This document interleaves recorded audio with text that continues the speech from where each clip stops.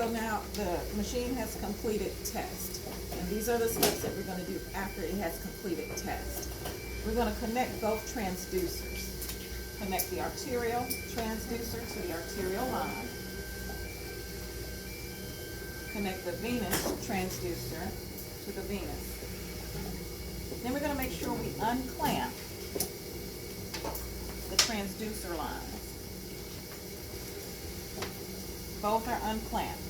And while we're unclamping the transducer lines, we're gonna go ahead and also unclamp the saline.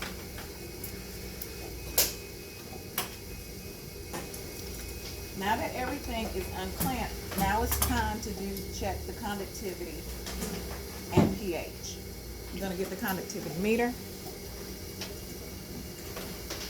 It has come from the Tri-Station. It has been calibrated and ready for us to check. We check the conductivity by first going to the spout. In order for the solution to come out, there is a button here that needs to be pressed. Before pressing that button, I'm going to connect to this end. The Phoenix meters have different ends. There may be one with a Christmas tree end, and this one is a plastic twist end. So I'm going to twist this portion into this metal piece here, making sure that I do not drop this Phoenix meter. You want to make sure that you do not drop the Phoenix meter. Lay it down.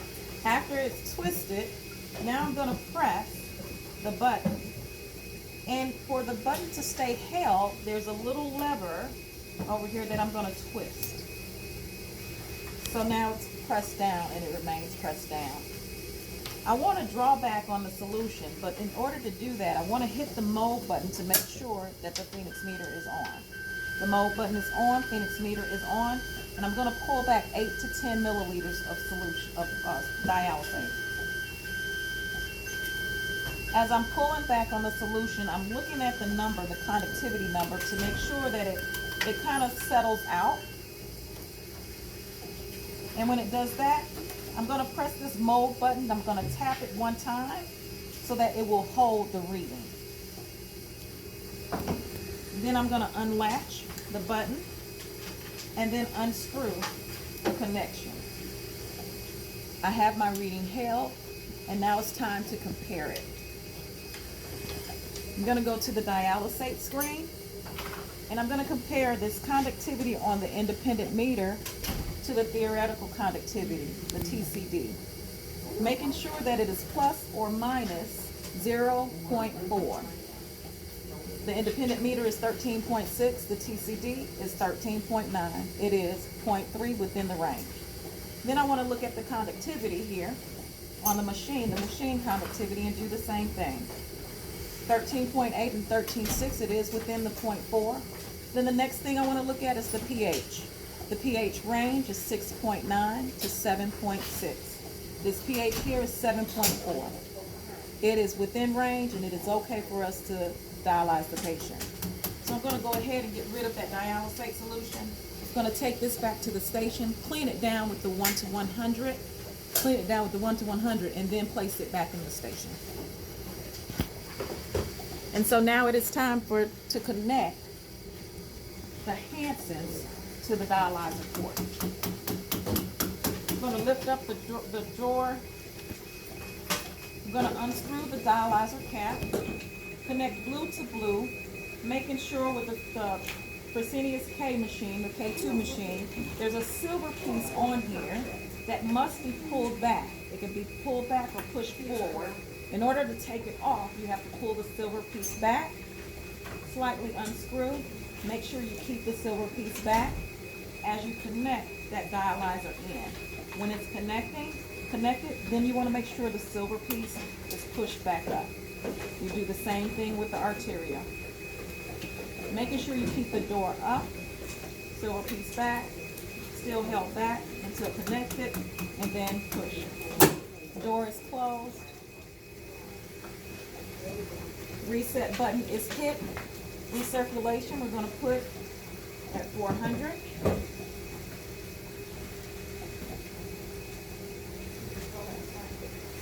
In the this test and option screen, we're going to take it to prime, recirc, and turn it on.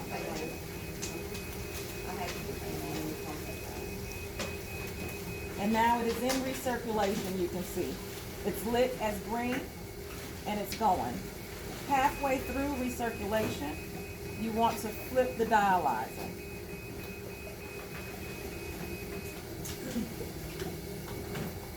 I am just going to pat it just to make sure all air is out.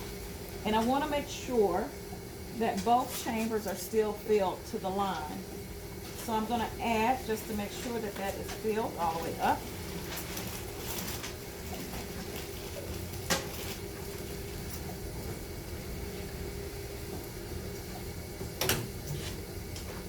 And then making sure I clamp it back. How I know that it's halfway through and ready to flip and put the red on the top, the recirculation goal is 50. Half of 50 is 25. So when you get to 25, then I'm going to flip that dialyzer. Right now, blue is up. Halfway through, then I'm going to turn the red up.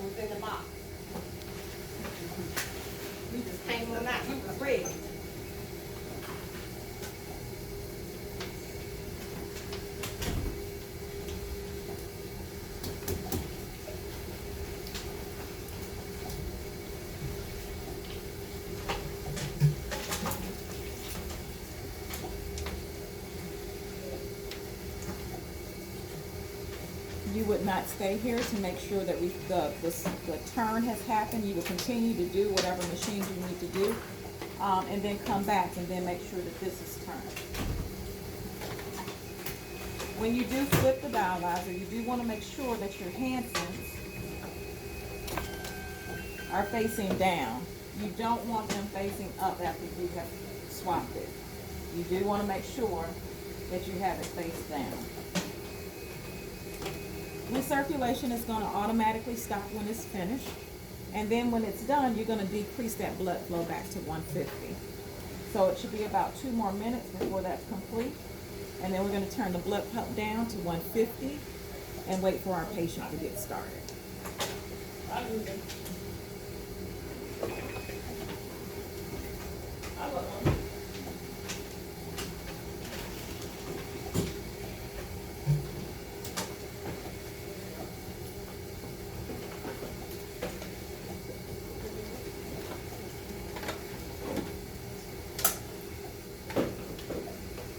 Almost there.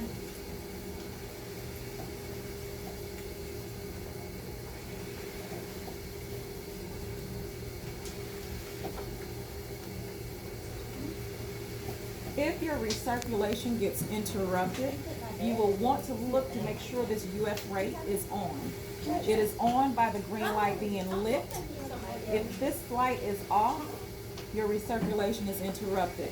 The only thing you would do, it says recirculation interrupted, you would just press that button to make sure that it comes back on. And because I was so close, it's messed up, but you would just hit reset and that would be it.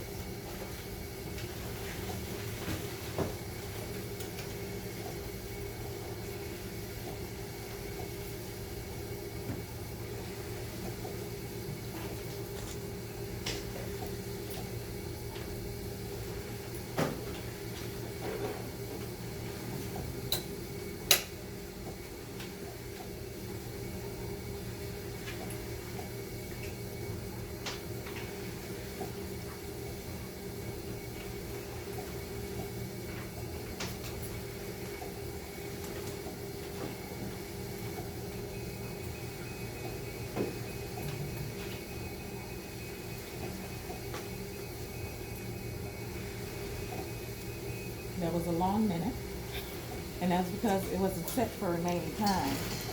1. So we're going to try this again, see how long this minute is.